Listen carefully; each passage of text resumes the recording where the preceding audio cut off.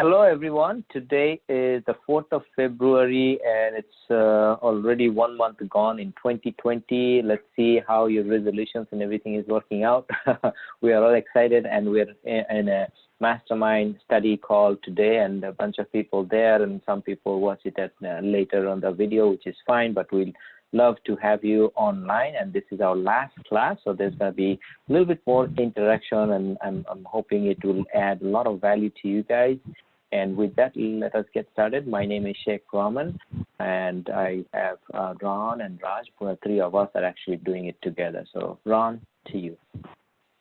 Thank you, Sheikh, and thank you for everybody that was able to join. I was not able to be with you last week because of a previous commitment, but good to have you all with us. And we'll be covering chapters 9 and 10, the last two chapters of this book. And I want to introduce just a little slightly different method. It's not a method, but just a slightly different term to use with connecting to inspire people. But Raj, did you want to start off with a summary of brief summary of last week before we get into this lesson? Well, definitely, Ron. But before I do that, last week we were able to only do 2 chapters, not 3. So there are 3 chapters that are left this time, actually. So there are 3 of them that we will need to go through. So we are going to make it quick and fast so that, Ron, you can then come back and start working on asking the actual meat of the mastermind, which is asking the right questions, and then all of us giving our views and ideas and sharing our thoughts. Right, so last time, so let me start with this. So last time we discussed that connectors connect on a common ground. And that's what we spoke, that a common ground is really important for anyone to connect at a certain level with where you are. People are not going to come to you. You need to go and find that common ground. And second thing we said was that connectors do the difficult of work of keeping it simple. And we did say that at that time that so many places, specifically at universities and schools, where teachers sometimes make things so complex that you don't understand what's going on.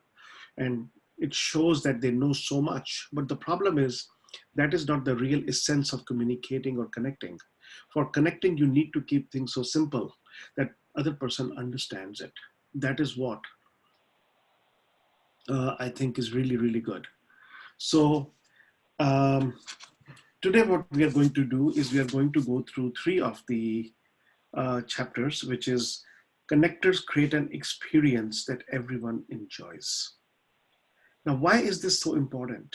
Because what happens is most of the people are not able to connect properly because they make the thing so boring. And there are so many of the speakers that I know of who can get at that level when they keep on speaking, and speaking, where it becomes so arduous. I mean, it's unbelievable how difficult it becomes to hear them. And so one of the most important things is that if you are failing to interest people, they are not going to connect with you. Just to give you an example on this, I still remember when I was in my college, we had 2 teachers, and one of them was a commerce teacher who used to come. Now, he used to stutter. As a teacher, if you stutter and you are going vague on everything, how are you going to connect with people? He never connected. There was a second person who was teaching us auditing, actually. And this auditing guy used to dress simply, talk very simply, but he always came to the class without a book. He had everything in his mind, and he would give real life examples when he used to talk. And do you know, there was never a time when I saw that class empty. It was always packed. And with the other class, people were always making or trying to get out of it or not, and you will see half the class empty. So just to let you know, making it interesting and creating an experience is what puts you at the level that you can start connecting with people. John Maxwell, I think, is one of the best at it, because the way he speaks, he tells good stories and makes it so interesting, because one thing you have to do is you have to take responsibility for your listeners. Um, if you do not, then who will? And here is something which he says, which I really love. He says there are many speakers who just do is to take it or leave it mindset. And he says that's a mistake because he calls that a symmetry communication. That means a lot of people are out there, but nobody's listening.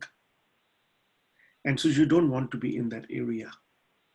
When he writes his books, one of the big things he does is, will the reader turn the next page? And that is how you keep on making things interesting. Second thing is you need to communicate in their world. You cannot be communicating in your world, because the only way it's going to work and the message is going to go through if you communicate in their world. I worked as a CFO. Many times I will go to these accounting conferences, and sometimes they will bring in someone who is not an accountant, and when they start speaking in those terms, believe me, most of the people just don't even understand what they're talking about, because these people's mindsets are geared just towards what accounts are and how accounting is done. And so anything to do with that, you need to make sure that you need to get in their world. And that's how you will start connecting.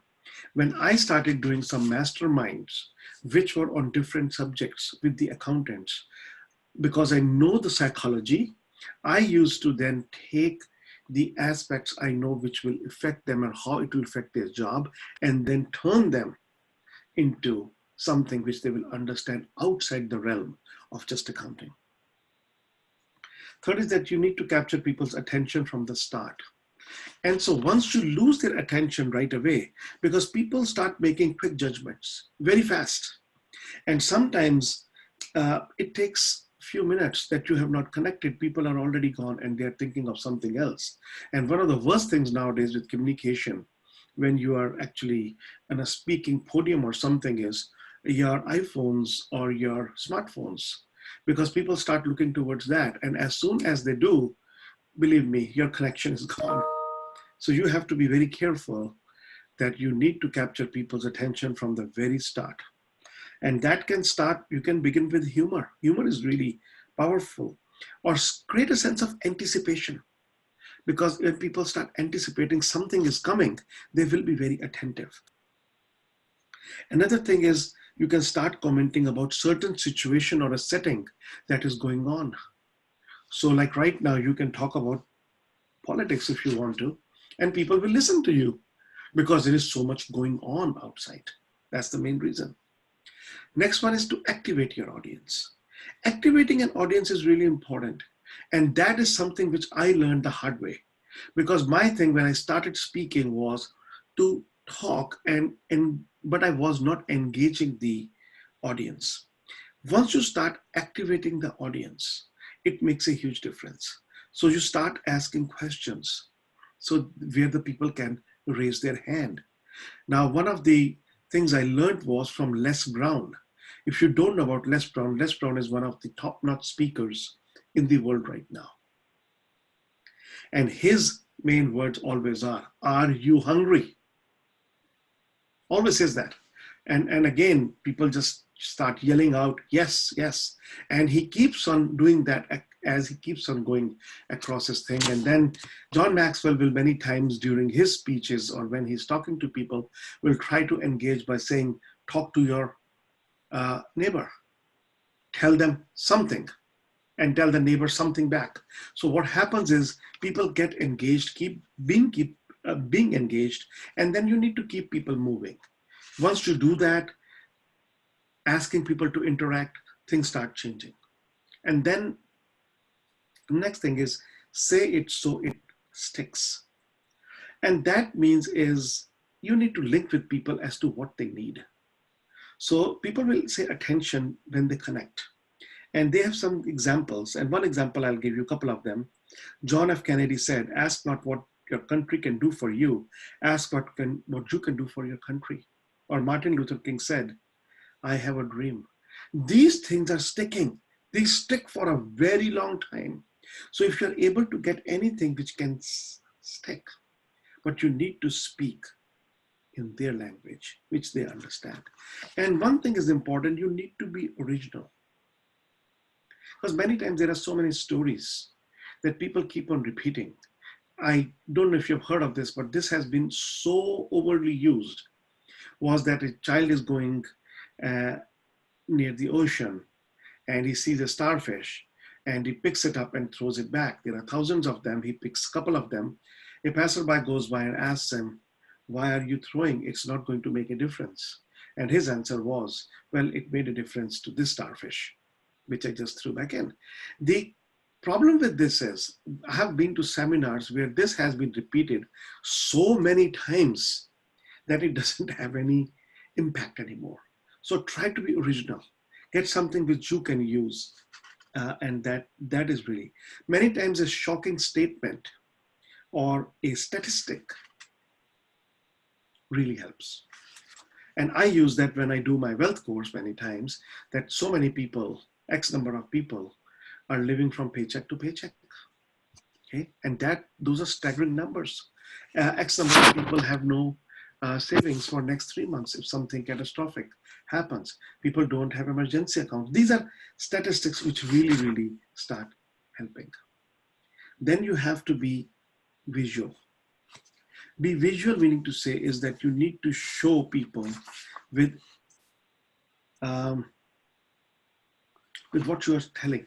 So you have to make eye connection there.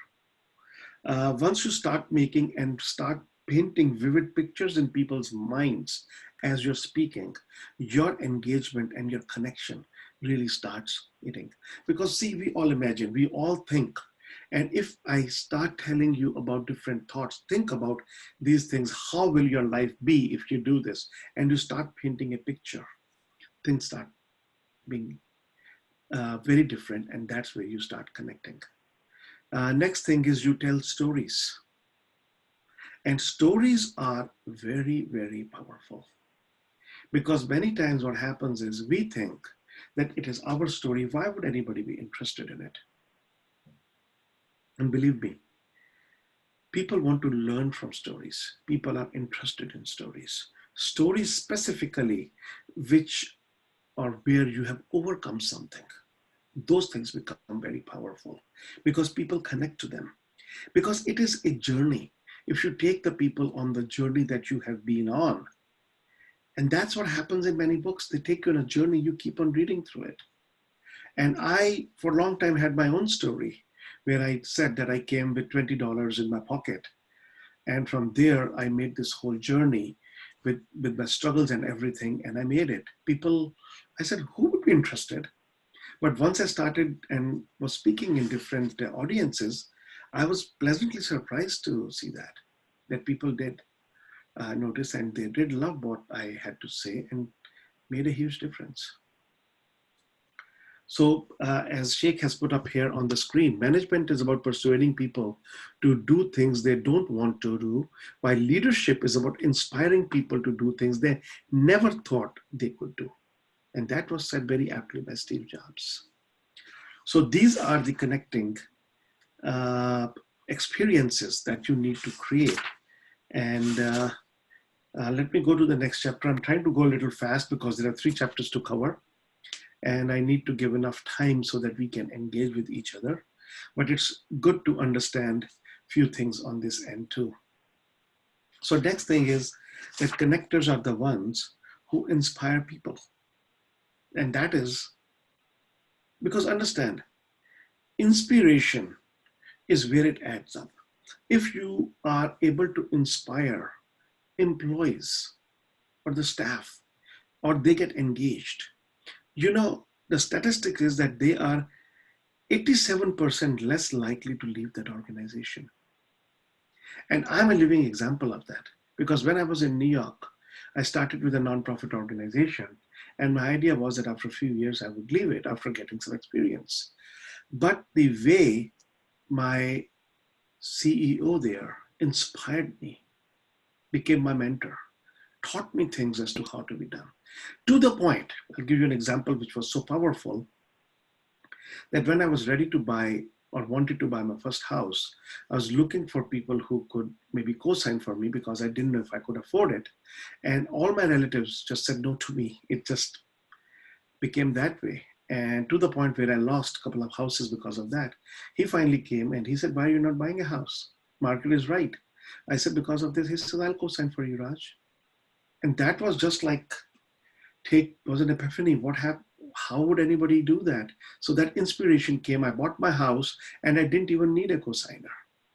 But just to tell you how powerful it was, I was there in that organization for over 18 years. Made a huge difference in the nonprofit for the people, but I just want to tell you how inspiration adds up. It is that important. And that is where you need to understand what people need to know. Number two is, what do people need to see? And what do people need to feel?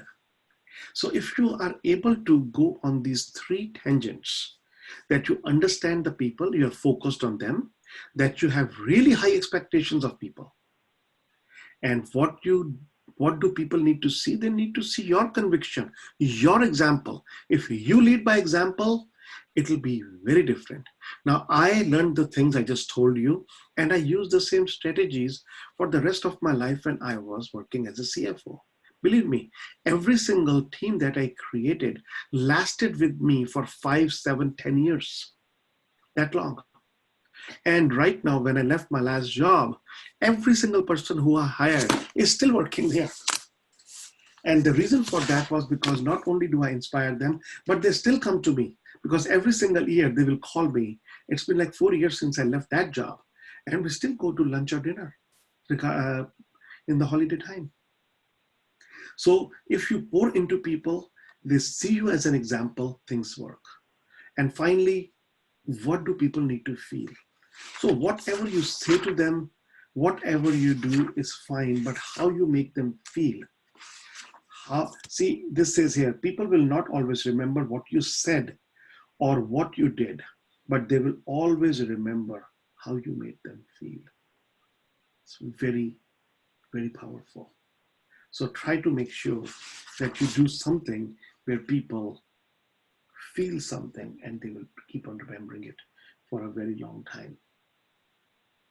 So let's go to the next chapter. And when you get a chance, read, because the chapters are pretty long and there's a lot more in there, but there's a lot of stories in there. Even before I get there, there's one other thing which came in my mind, and I'll talk about that.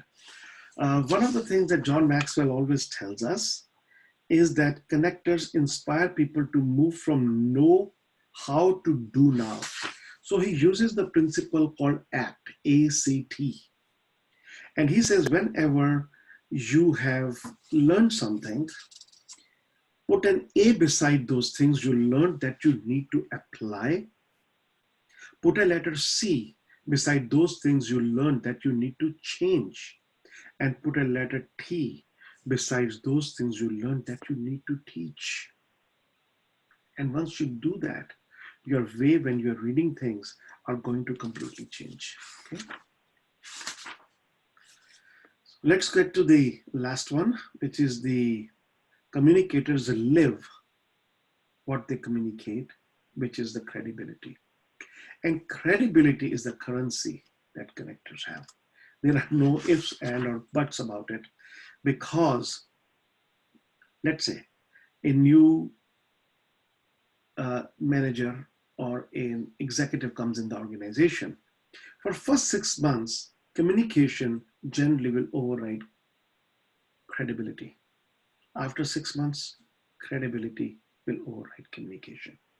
Because credibility is something, it is called the currency of the leaders and communicators. With it, they are solvent. Without it, they are bankrupt. There are very solid examples in here, which I'm not going to go over because you can read those. But it's a trust that produces loyalty, and that is what produces results. So main thing is, unless you have credibility with the other people, and you know what, it takes a long time to build credibility. And if you do something wrong, the credibility can drain very fast.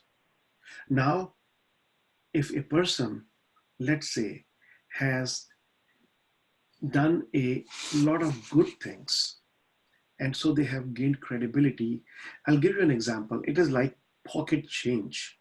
So every time you do credibility or do something where people believe in your credibility, you put a coin in your pocket.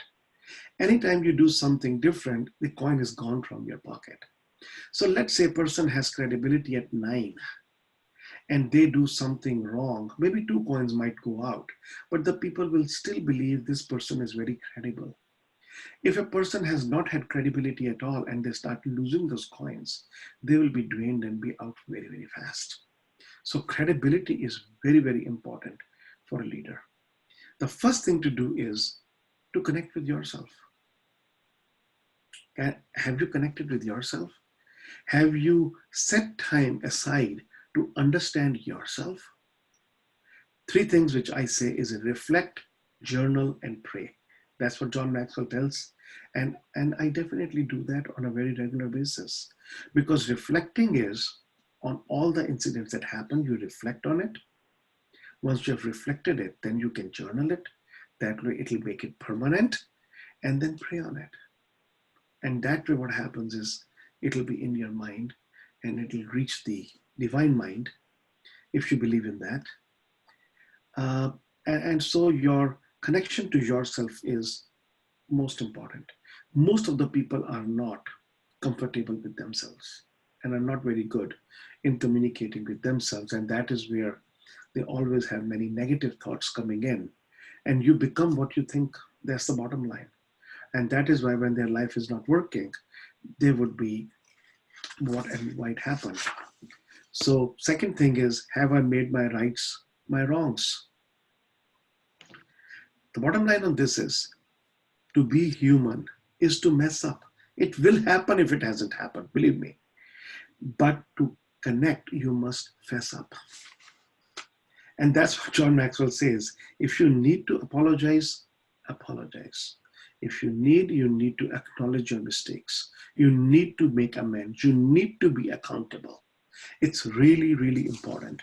And do it earlier than later, because the further you go in the journey, the more difficult it will be for you. Being accountable, very, very important. Because when you make a commitment, you need to keep it. That's how you keep trust of people. Do I lead like I live? So this is the example, which is, I would say, so important. And Jim Rohn used to say, you cannot speak that which you do not know. You cannot share that which you do not feel. You cannot translate that which you do not have. And you cannot give that which you do not possess. So the important portion in this is, how do you live your life? Many times you will see that people preach something, they say something, but when you see their actions, they are completely opposite of that. It doesn't work that way. So that is why you have to lead like you live. And that is how you'll be able to connect and communicate with people. You need to tell the truth. That's the next one. To be persuasive, we must be believable. To be believable, we must be credible. And to be credible, we must be truthful. Truth is of real importance. Because what happens is, you want to be perfect and you want to say whatever you feel like saying. Sooner or later, the truth will come out. And then your credibility will be gone like this. So it's really important to do that. And then the next one is, am I vulnerable? And this is something many people don't want to acknowledge their weaknesses. If you hide your weaknesses, you know what? People will very soon realize that you're a phony. Don't try to be a know-it-all. That is exactly how you work with people. If you come and say, I know it all, I don't need you people, this and that, I'm telling you, you are not going to be able to connect, because we are talking at a level where we need to hone in and make our skills better. And how do we gain credibility? That's what we are talking about. And finally, The thing is, are you following the golden rule, and do you deliver the results? So golden rule is you need to treat people as you want to be treated. I've seen so many managers who will be so rude to their people. But once some things happen and somebody gets rude to them, they're literally crying and causing all the fuss. So understand, you need to treat people as you want to be treated. And finally, nothing speaks like results. Deliver results before you can deliver a message. Get out, do what you advise others to do, and communicate from your experience. So we covered 3 chapters in 30 minutes, which wasn't bad. I think I was able to take the essence of it and hopefully was able to get across the message in the last 3 chapters. That should definitely, hopefully, be help you. Okay. Raj, thank you. That's a very good summary. I want to connect a few topics of these chapters you just summarized, Raj. And in chapter 8, connectors create an experience. There is a restaurant near us, and Jessica Koch, I'm sure you know of that restaurant. It's Jerry's Restaurant. He is known for good food, and the seafood, crab cakes are one of his specialties, and he has some other things. But the one thing that about Jerry's Restaurant is when you are there, you are going to experience Jerry. Jerry is the kind of restaurant owner who will talk with everyone in his restaurant. And after you have eaten there, you're at the good taste of the food, but Jerry has the persona that he has the ability to connect genuinely with people. And every time Marty and I go to that restaurant, I tell Jerry that, Jerry, you need to put on your website. You need to put out front in your window. You need to put in newspapers. You need to experience Jerry. And but in that context, creating an experience when we meet with people. I'm going to just read one part of the chapter 8, which says, if you talk at me, you will end up talking alone. If you talk to me, I'll listen. But if you talk about me in a positive way, I'll listen to you for hours. And so if we create an experience with people and we are genuinely interested in people, knowing about them, and people know if we're just patronizing others and listening to them, but I think that people can genuinely know if, when we're communicating with people, if we're making an honest attempt to connect with people. And I mentioned 2 weeks ago about the emotional aspect of this, but I'm also going to say as well that we can inspire people just with our persona. I'm going to just tell you very briefly about my childhood, and then I want to ask each of you what your experience is. But I can tell you as a preteen, even into my teen years, or well, actually I can say maybe up to age 25 or so, I was extremely introverted. I had no confidence. I knew I was dumb, stupid, and I knew I could not carry on a conversation. I couldn't possibly do then what I'm doing now because I lacked the confidence.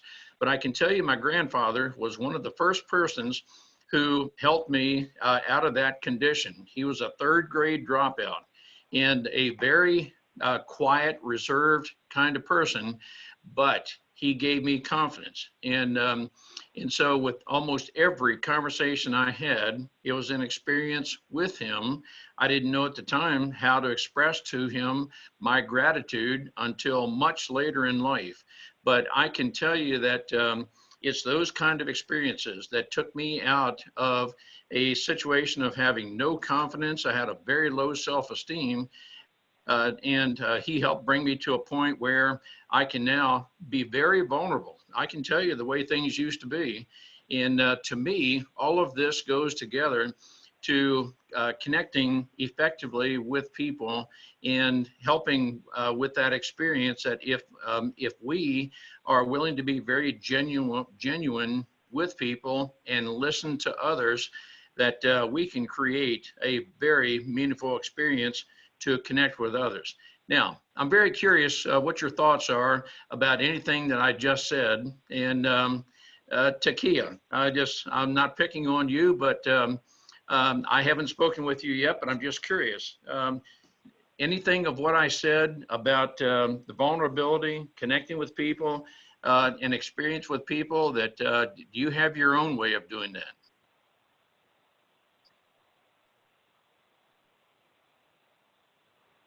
Sorry, I had to unmute myself. Yeah, I had to unmute myself.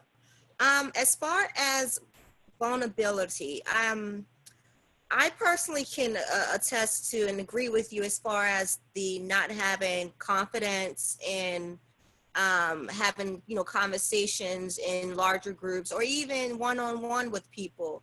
But I feel like you have to make it a part of your everyday goal to do if you want to get better at doing it. So if you set yourself a goal that say, basically, I am going to take it upon myself to connect with a person, in which that then will help myself grow and maybe even, them to grow as well. So I personally, when it comes to vulnerability, I am definitely one that doesn't kind of put myself out there too much. But I'm learning now that, in my role that I kind of got pushed into, in a sense, I have to be that communicator with various different types of people. So in pushing myself out of that, my comfort zone where I'm very introverted, I'm realizing that maybe, hey, I'm not as introverted as I may put that stigma or connotation on myself. Maybe it's just I don't know or I didn't know how to connect to people. So even reading the chapters and getting some tips and things like that, and just in experiences, I'm kind of using that to kind of build on the skills that I am growing and developing. So this was definitely a year for me to kind of step out of that comfort zone and get better at communicating. It's not that, I'm a bad communicator. It's just I never put myself out there to actually try. No, it's very well said, Takia. And I think the more we work with each other, share with each other, we can overcome any, let's just say, mindset things that may keep us from operating at our full potential. There was an email message this week that addressed mindset. And the mindset has a lot to do with whether we believe we can do something. And if we believe we cannot do it, then it's quite likely we will not be able to do whatever it is, a task that we may otherwise take on. As Steve Jobs said, leadership is the ability to inspire people to do things they did not think they were capable of doing. So, Shanice, are you still with us? I'm interested in any thoughts you may have.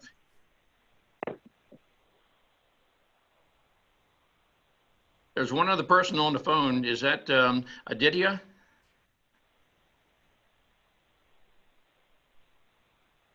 Not sure, Ron, who that is, but I want to interject here just a quick thing while please unmute yourself and say, or if you have any question, anything, please jump in the meantime.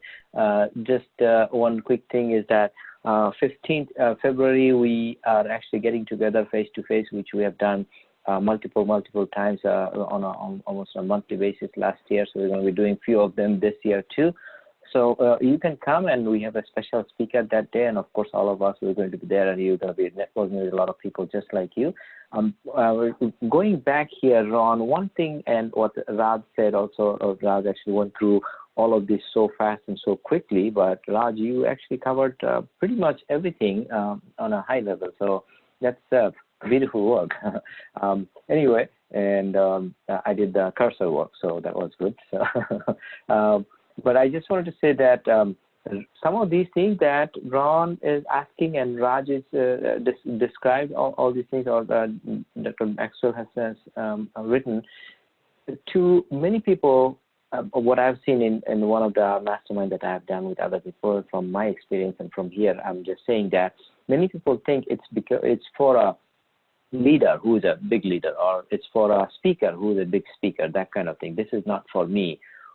But that's not the case. This is for each and every one of you. In fact, if you are in a position where you are working with people, you do need this, which is basically for all of you.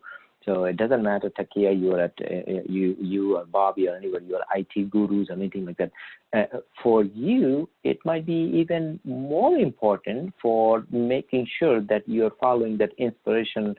Inspiration equals to what people know, what people see, and what people feel. Because if you're not explaining to your superior or to your subordinates or to your team members that properly and the way they want to hear, see, or feel, of course, technicality is technicality. What's IT, what computer is computer. But at the same time, all the physics and everything behind it and how you're explaining, how you're connecting with them, that really matters. So that's what I felt. And one more comment from me is that what Takia was talking about, that the confidence, I felt I was lacking a lot on that. In fact, anything that I was explaining, the conviction and the confidence was lacking. So if since I was lacking, one or two ingredients out of 6, 7, 8 ingredients, then that's a lot. So I felt that even though I was kind of higher in the position in corporate world or doing a lot of things, but some of those things were missing. So I was not taking that seriously, and the connectivity was not there, and I could feel every time.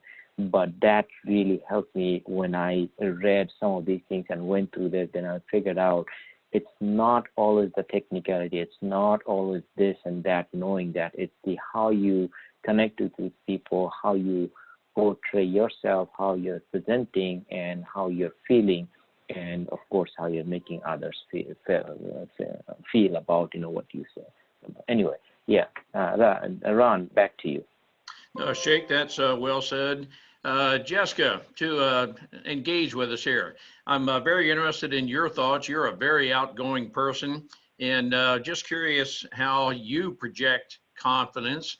And sometimes we can over project confidence to where it comes across as being arrogant. But how do you balance confidence and creating an experience with connecting with others, and one aspect of, for me, genuinely connecting in the context of bringing out the very best in people or inspiring people is if a person can say about me, and after having a conversation, you bring out the very best in me, and that's a very genuine statement. That's just huge. Jessica, I know you've got a lot of thoughts. Help inspire us. So, it's like keeping the lid on an overboiling pot. Just keep me quiet, just try to keep me quiet. Sure. So I think, especially when we're speaking on stage, one of the things I made some notes when I was listening to Raj sharing is that, connecting with the audience, because when you're standing on stage, you can sometimes seem larger than life, even if you don't try to present yourself with a big head or a big ego.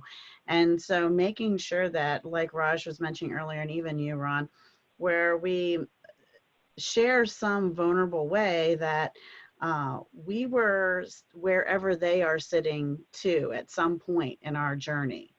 And to show them also that we were able to achieve something that they desire. Because why are they listening to us? You had to have come from where they are now to where they want to go as a speaker. But most importantly, and the third part of that formula is making sure that they now believe they can take simple, easy, simplistic steps, because, you know, we're not all powerful beings with supernatural powers, right?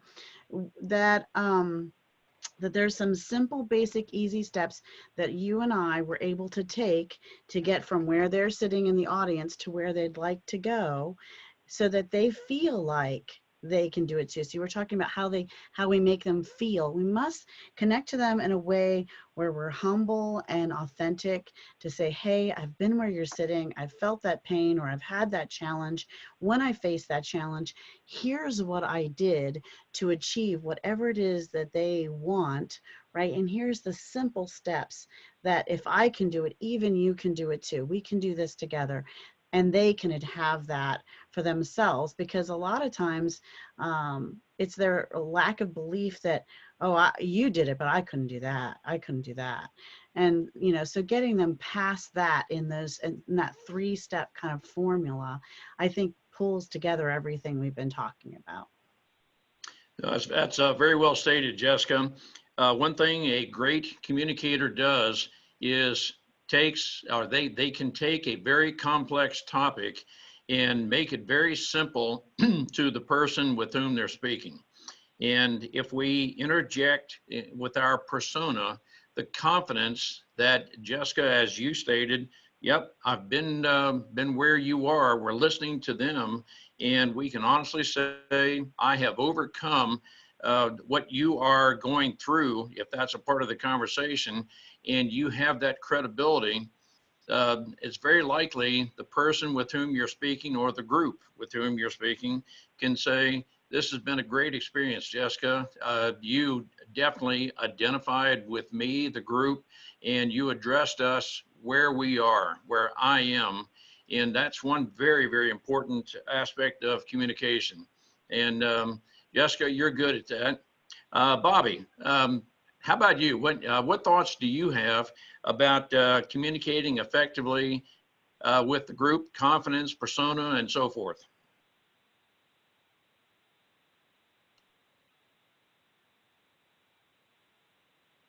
You're muted, Bobby. Yeah, Bobby, we can't hear you. Are you there? Yep, I'm here. Okay. Hey. Actually, I didn't have any thoughts on it, actually. Bobby is a computer guy. Yeah. You know, we're usually in back, you know, if something has to, you know, be done, you know, we usually, you know, get it done. You know, when I was in the consulting, it was different, you know, projecting confidence is something that you had to do. And you really just to show that you know what you're talking about. But yeah, I didn't. No, I think what Ron is saying, it's, I mean, at work or at, even if you go to a store, you know, you're talking to people, you're trying to, you know, when you're working with somebody, I don't know, when you're picking up the shoes or this and that, or at home, you know, whoever you have with you, around you, and things like that, you know, making a connection. And how do you know they're completely listening to you? Or is there any technique, anything that comes to your thought? And the other thing I actually wanted to ask everybody here, whoever is on the call, that, you know, even from last 2-3 classes that we have gone through, what have you learned, and have you actually applied anything?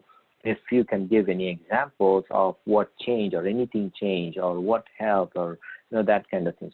So and I'm basically twisting Ron's questions a little bit, and then going back to you to see, you know, how would you answer that, or is there anything that you would like to share on that? Well, for me, it was more, you know, finding something that they're interested in, that I'm interested in, and, you know, we actually talk about it. There was like a common conversation that we had. You know, I think that was something that I used that created some type of connection, you know, with that person. You know, so that was one thing for me that I did take from these sessions that I was able to take into work as well. So. Bobby, I'll interject here. I just learned that you're a computer guy. You know, I play with computers, I hammer on them and so forth, but as far as internally how they work and so forth, I don't know much about that. But I would enjoy engaging you in a conversation. I'm sure you could educate me in a conversation. You know, I feel as if I'm far more ignorant about topics than any topics that I'm an expert in. But whomever I'm speaking with, I'm just very interested in learning from them. And Bobby, I'm guessing I could learn a lot about computers just talking with you. And my guess is you probably would be happy to engage in any conversations about computers because you know them. Am I correct for that? To some extent. Wait a minute, to some extent. All right. Well, is that a statement, Bobby, that, hey, once you get done with your work day, you want to talk about anything other than computers kind of thing? No. When I'm done with my work day, I'm probably back on my laptop, trying to do some configurations because like a server I've been neglecting to update for the longest while now. Okay. So Raj, how about you? How do you have a genuine connected experience with people? I mean, you've got a financial course, you've got a lot of credibility as a CFO, and but I feel very certain you are very conversive in topics other than financial management matters. Quite true, actually, because many people specifically are just thinking the new life direction that I have taken, building the course and working with the coaching, mindset evaluation, mindset changes and everything is very different. And many times they are just feeling as to which path am I taking and how am I taking it. But see, that's where your passion comes in. And the passion is to make a difference in people's lives, because over the last 30 years, I saw so many people struggle with so many things. And to be very truthful, everything boils down right now, if I would say, is their own communication with themselves. Because not only do they talk negative, but they don't think they can do what they need to do. Mm-hmm. And once that negativity has set in, that is why yesterday when I had my session, in that one of the things came up was the mindset and the thoughts.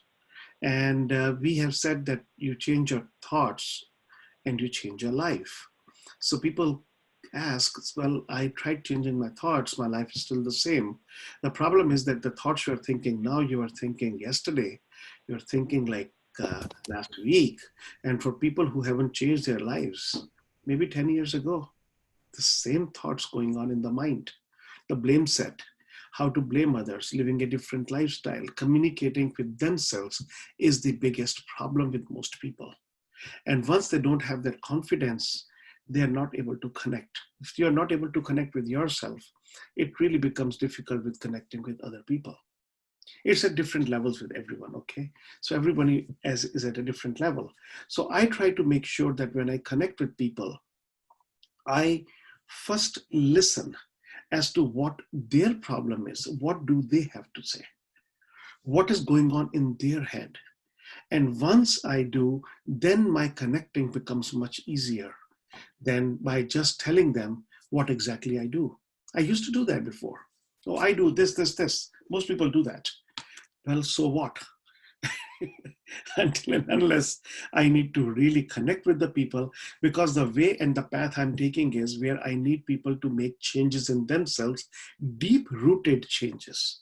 And that can only come in when I build trust with them, when they know what I have done. I have my integrity, and that needs to come out, that needs to be understood. And the main thing comes in is like all the things we talked about, how I can make them feel. If I'm able to make them feel that they are worth $1 million, I'm telling you soon enough, they will be worth $1 million. So that is my way of connecting and talking to people and valuing them, because you have to value every single person at their level wherever they are. It doesn't matter, because not everybody will be at 10. Some people will be at 9, 8, 7, 5. And if I go in there and go at 10 and start talking to them, it'll feel like I'm talking down to them. The bottom line is you need to come to the level and then you talk to them, but you start pouring into them then from a higher level so that they can grow too. That's my feeling. Okay. Okay. No, that's very well stated, Raj. Let me take the topic of mindset and interject into this, creating an expectation of the people with whom you're speaking. That expectation is in the context that I'm a believer that nobody is a victim of their past circumstances unless they choose to be. Everybody can overcome whatever environment they were in, and we can help them change a mindset. And so I think there's a fine art in helping create expectations without setting the expectations so high that, Jessica, you mentioned just a moment ago that you know, you in the context of being vulnerable and but yet being credible, you want to be able to communicate with people in a way that people can believe that, yes, I hear that you did overcome, and I understand that I understand how you overcame. And now, in the context of a mindset that is not as good as it can be, how do we create the expectation without setting the bar so high that, oh, I could, you leave the person thinking I could never reach that level of achievement, but yet, how do you discern how to achieve what I'll call a reasonable expectation with people, but you set the bar high enough that that it's still within reach, but you want to help that person get beyond where they are. So, Jess, you probably have some thoughts on that. You want to start us out? So I think breaking it down into bite-sized pieces. I mean, if someone wants to be the John Maxwells of the world, you guys have all that training and some, but you realize you go through a program that breaks it down into bite-sized pieces. You know, you want to step into the shoes of being a globally recognized speaker and, you know, work with all these corporations. If that's your long-term goal, you realize it has to start with regional speaking and regional corporate trainings, and then grow into something national and potentially international. So I think it's breaking that down into smaller pieces if you are looking at that larger, lofty goal, if you would. Nope, I think that's very well stated, Jess. Takia, curious about what your thoughts are. That I'm going to take a guess that maybe you have experienced some things in the past. How would you recommend if I'm speaking with someone such as you, how can you coach me on helping people like you overcome whatever it is they're going through to achieve a higher growth goal?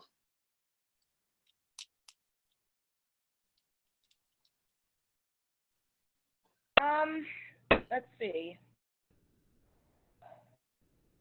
I will agree with Jessica as well as really just Breaking it down into smaller pieces and identifying actually what your goal is. If your goal is, you know, like me personally, it's just to learn different techniques on how I can communicate to, you know, with other people. How can I connect with those other people? So if that is what my goal is, I'm going to present or surround myself with those people who are already doing something similar to where I want to be. So that personally, it's not, I don't know how to really put it as how would I coach you, but just for my own personal is, in order to get better at something, you surround yourself with those people who are already doing that something that you want to do.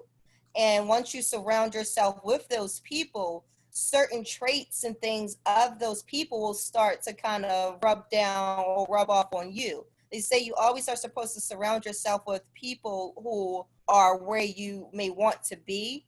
And once you're in that environment, you'll start to notice how they start to do certain things. So then in certain ways you may emulate those characteristics, but have your own spin and put your own spin onto those things.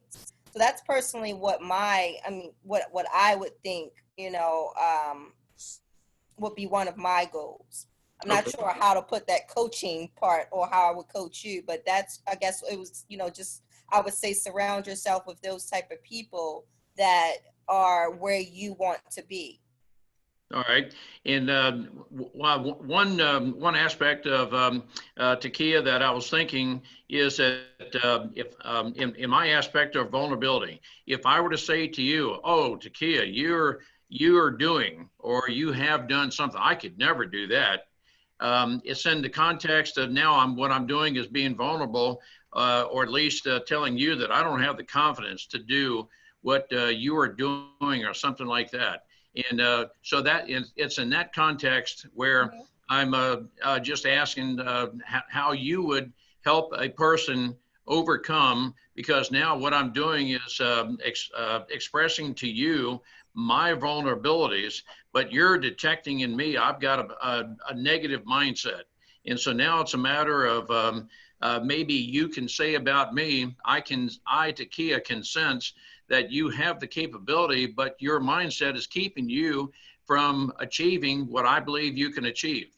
It's in that context, Takia, where I'm, just in the form of discussion amongst us, how can we help a person overcome that kind of a mindset? Really, it's on that person to want to change that mindset. It's nothing that you can do as a person. You can just, tell them what you would suggest based on your own experience, but because you've been in their shoes possibly, so you can identify with them in that aspect to kind of ease that fear a little bit. But ultimately it's going to be on that person to want to change or to want to, change their mindset and to want to do better. If that's their goal, again, is to want to do better, well, how or what steps are you going to take to help yourself? Because ultimately you have to, it's like a help me help you situation. You have to be able to help yourself in the situation before someone else can offer their hand. No, and I'm going to agree with you, Takia, that if my mind's, if in this conversation I'm saying, I don't even, I admire you for doing whatever you've done, Takia, but I don't even want to go there. Okay. No, I have no desire. So you can't force me to do something I don't want to do. Exactly. But what I am referring to is, hey, Takia, can you help me overcome what you've gone through? Because I feel as if I'm going through the same thing. No, I do want to overcome. I just don't have the confidence I can do it. Well, in that case, I would just provide insight onto things that I may have done to basically help me overcome those same reservations. So provide, again, examples as a way of connecting to that person that, I've been here.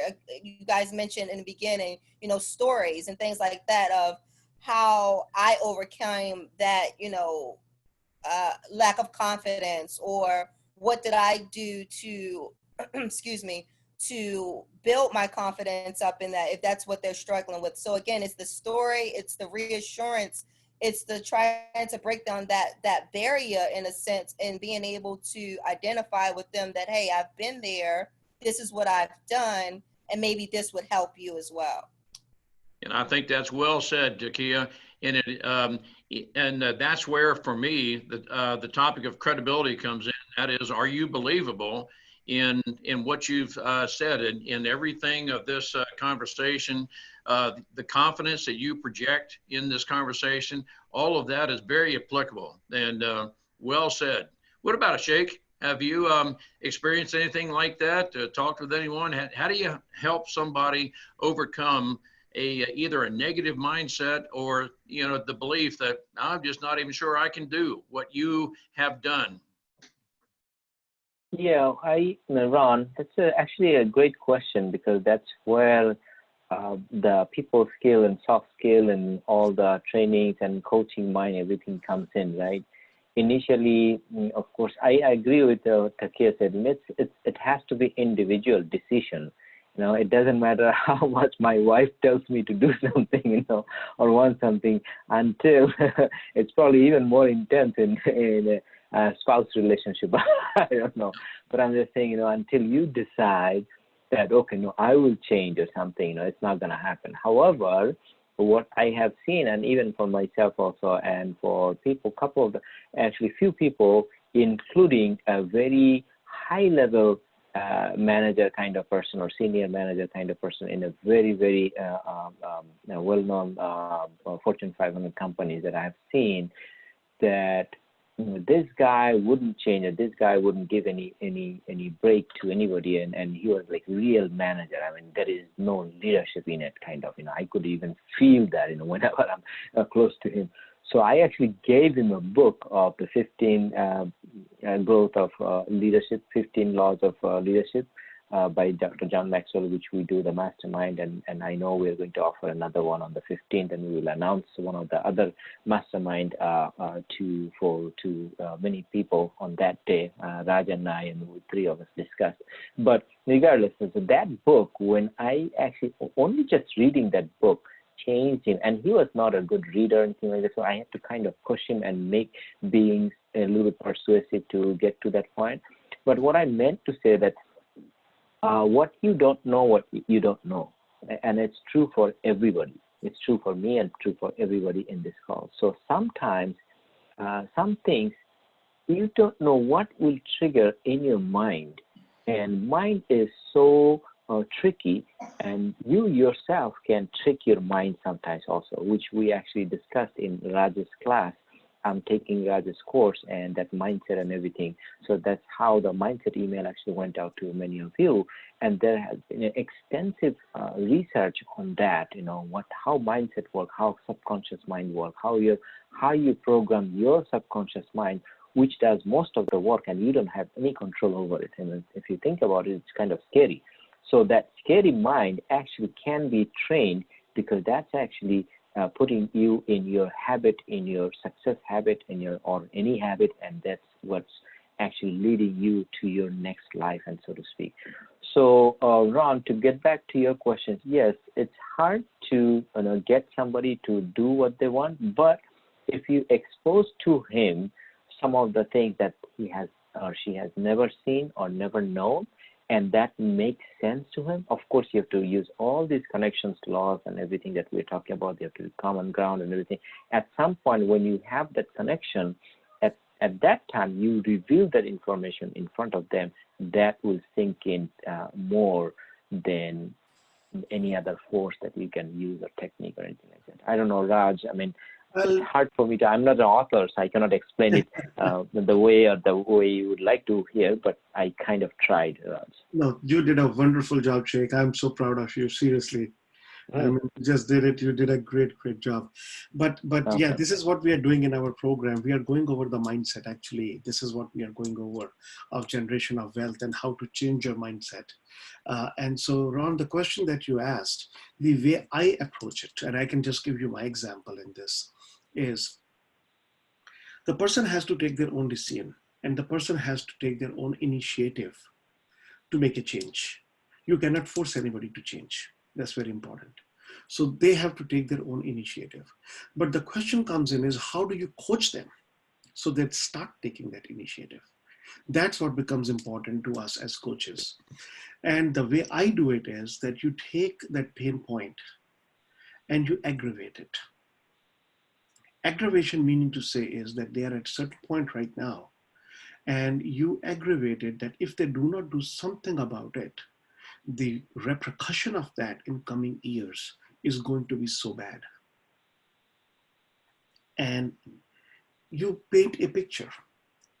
So I was just doing one lesson today. Actually, I'm creating a new masterclass, and in that one of the things I said, taking you from the dread zone to your dream zone. So dread zone is where you are right now. You're dreading things and you're not ready to do it. And if you do not act on it, so the point and the question comes in is at a certain level, that tipping point has to reach where the pain becomes so much that they say that if I do not change, this pain is going to make my whole life miserable.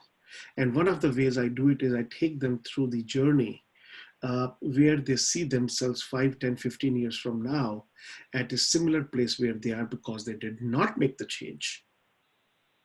And then go through the pleasure of showing them how, if they did make a change, how their life could be different. This generally will motivate many people. But again, in my whole experience, it still resides with a person and their level of motivation and what they're going through in life. So, Certainly. okay, that's what it is. And one of the things the book talks about is that the great communicators, the great connectors live what their message is. And I think there's a way that we can have a haughty spirit about that if we project a persona that we have overcome and, I'm above you and that kind of a thing, that to me is going to stymie good communication, connectedness, and so forth. However, if I project a confidence, and it's a fine line, but if I project a persona that I have overcome and I want to help you overcome, I'm listening to you and I'm not holding anything against you, but if I listen to you and you are willing to be vulnerable with me and you express something, then what I want to be able to do is pick up on that and have the credibility that I am living what it is that I am telling you that I have overcome and so forth. But I think it's important for those who are connecting and communicating well to live what it is that we're teaching, and it has everything to do with credibility and the like. But Jess, what thoughts come to mind with that, live what it is that you're speaking with other people? Well, I think that that's the other way to become very vulnerable, because all of us don't do all the things we know we're supposed to do every single day. And an interesting thing happened to me. I'll be honest and very transparent. I was kind of getting a little sick of, Raj, you mentioned stories you hear every time you go to hear someone speak. Well, every time I turned around, somebody else was talking about finding your why. And I have to say, I was so over my why, I couldn't even deal with it anymore. I actually wrote a talk. Okay, so you lassoed your why, now what? Like, I did a whole thing on take action, get your butt going. But when I was re-listening to both Napoleon Hill and some of Zig Ziglar's old stuff, I realized that, yes, you have to break down and start taking action and, get off, the saying is, blank or get off the pot, right? You gotta get out there and do some stuff. But what I realized is what's the difference between myself on a good day, to walking the talk, that I'm preaching here, right? But practicing what you preach, in the day that I had a good day of doing that versus the day I didn't have a good day of doing that, I didn't use that why to kick myself in the pants to get stuff done on the list.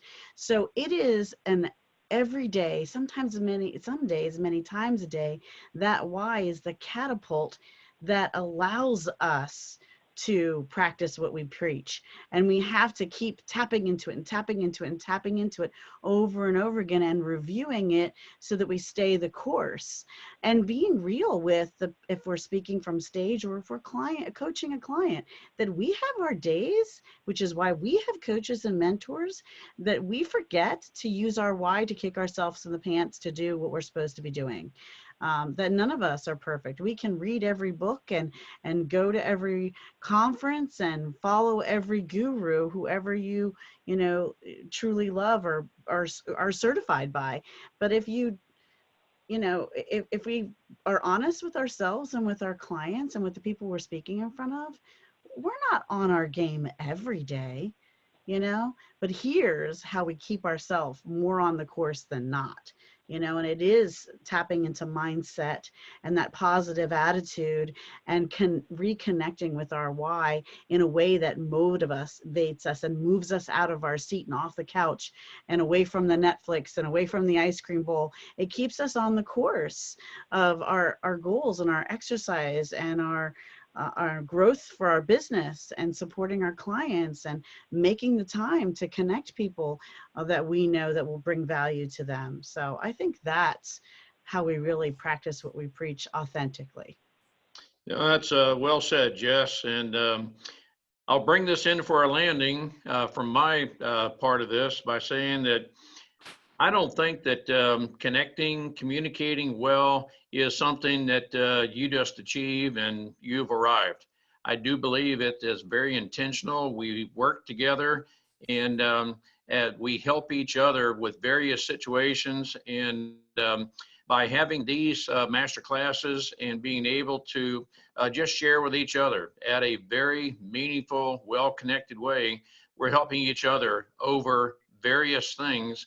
Because if we're truthful with each other, we're going to encounter different things throughout life that, we're not real sure just how to take that on, how to overcome and so forth. But it's very likely that any of the 6 of us on this call and any other people that with whom we associate, they have overcome something. And can I be vulnerable enough to share that with you that, I've got some ideas, but maybe I haven't thought this through. But to be able to say that you all stimulate my thinking, that is the approach that I take. It's a way of being vulnerable. However, it's also a way of sharpening my communication and connection skills. So, Sheikh, Raj, I'll turn it over to you. Yeah, well, for me, I just wanted to add that what Raj said and what Jessica said, I think that's kind of the vulnerability talk. I think that's really important. As a leader, of course, you cannot be always right. But the good part of the way my understanding is, what is credibility? Credibility is you have to build up. And how do you build up your credibility is, when you are always right, I mean, that's hard. Then people know that you're close to perfect or right, which is not possible. You cannot be that perfect. However, when you are admitting that you are trying to, make your wrongs right, or you're trying to right your wrongs, excuse me, then that means you're actually building up your credibility. You're saying that you're vulnerable, you can be making mistakes and all those. And going back to Raj's point, Raj said that, excuse me, sorry about that, pain point, understanding that, and even for myself, I have an engineering degree, I have some, accounting background and this and that, so I can do a lot of the things. But the way Raj, I had to be that open, and my mind had to be that much open to get to you, Raj, and to get to Ron. Yes, Ron, I sat with you for my life coaching and things like that. Also, now I have other coaches as well. So that's because we are open, just like, Jessica said. That is so important, to have that mind open. And most people say their mind open. Open doesn't mean open. To me, open means they are open to listen. But either way, the point I was trying to make, I want to give you a short story. I know we are over time. I'm going to give it back to Raj. That I heard this story. This dog was sitting on a nail, and then he was kind of rocking, and at some point he was making that noise that it was painful, or something like that. And then every little bit, he was making that noise. And then the guy asked the owner that why is this dog making that noise as if it's getting hurt or it's uncomfortable. Like then the owner says that there is a small nail under it. And then the guy asked again, if it is a nail and it's hurting him, why is he not moving to a place where it's more comfortable? Then the owner says that, what happened? Can you guys hear me? I can hear you, but I can't. But your video is stuck. Okay. So anyway, so then the guy is saying that, okay, that the reason is that the nail is there, but it's not hurting enough, and he's being lazy and he's comfortable only, and every little bit, every once in a while it's hurting, and that's the time he's making noise, but it's not enough for him to move out. So for most of us, I think it's like that, and it's so resonated with me. At that time, I decided, okay, no, when it's a little bit hurting, I should get out. So, but anyway, so that's that. But it was a fun class. Thanks to all of you. Special thanks to Ron and Raj. Raj, back to you too for the closing. Thank you, everyone. Thank you, Sheikh. Thank you, Ron. I think this was a good journey for the 4 weeks. And I think hopefully we added enough value to every one of you. And we tried our best, even though the time was short, meaning to say 4 weeks for a mastermind is not that long enough. I just want to let you know that 15th, we are meeting in Ellicott City, and Sheikh will be sending out the invites. He has already sent out few. If you didn't get it, you will get it soon. And if you did get it, I would definitely urge you to register and come there, because live seeing everyone is very different, and the connection is very different over there. So would love to see you there. And also at that time, we are going to announce another mastermind. We are thinking of a few of them. And one of them we might be bringing in, again, this thought is on this book by John Maxwell. It's called Becoming a Person of Influence. Very powerful book. And then we were also thinking of doing something maybe on Think and Grow Rich. I'm just talking many things that we can do, which is going to add a lot of value to people at very different levels.